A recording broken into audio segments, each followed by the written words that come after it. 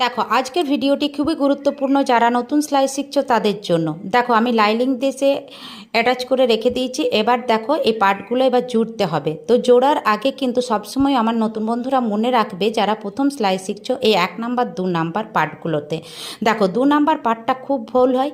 সরু দিকটা সবসময় কিন্তু সামনের দিকে রাখবে, কোনো রকম অন্য মানুষকে কাজ করবে না, কারণ এটা ভুল হলে পুরো ব্লাউজটা কিন্তু ভুল হয়ে যাবে। তো দেখো এই সরু দিকটা যাতে সামনের দিকে থাকে সেটা কিন্তু সবসময় মাথায় রাখবে।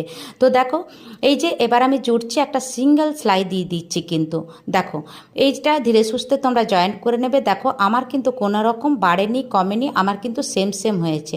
তো দেখো ব্লাউজের কাটিং আমার পেজে দেওয়া আছে, তোমরা যদি দেখতে চাও তো দেখে নেবে। দেখো কাটিং কিন্তু একদম পারফেক্ট করেছি বলে আমার কিন্তু কোনো রকম একটুও কিন্তু বাড়েনি, একটুও কমেনি, একদম পারফেক্ট সেলাই কিন্তু হচ্ছে। দুটোই দেখো আমি সিঙ্গেল সেলাই দিয়ে দিলাম। এবার দেখো খাপগুলো দুটোই কিন্তু আমার দেখো সামনের দিকে করেছি। এবার আমি টিকেনটা কিভাবে দিচ্ছি ভালো করে লক্ষ্য করবে। টিকেনটা কিন্তু দেখো জয়েন্ট পর্যন্ত আমি সরু করে সেলাইটা দিয়ে দিলাম। তারপর দেখো আমি আবার একটা দেখো ডবল সেলাই দিয়ে দিলাম, ওই যে টিকেনটার উপরে একটু চাপিয়ে, যাতে এই ছুচুলো ভাবটা না আসে, একটা রাউন্ড ভাব আসে। তো দেখো ভিডিওটি যদি ভালো লাগে তো লাইক কমেন্ট করে দিও, আর পরবর্তী সময়ে দেখে করতে চাইলে টাইম লাইনে শেয়ার দিয়ে রেখো। দেখো এইরকম সুন্দর সুন্দর ভিডিও পেতে আমার পেজটি ফলো দিয়ে রেখো। তো দেখো আমি দেখো এটা আবার কিন্তু চাপিয়ে দিলাম। দেখো দুটো খাপ আমার সুন্দর রেডি হয়ে গেল। তো ভিডিওটি কেমন লাগলো, ভালো লাগলে শেয়ার করে দিও।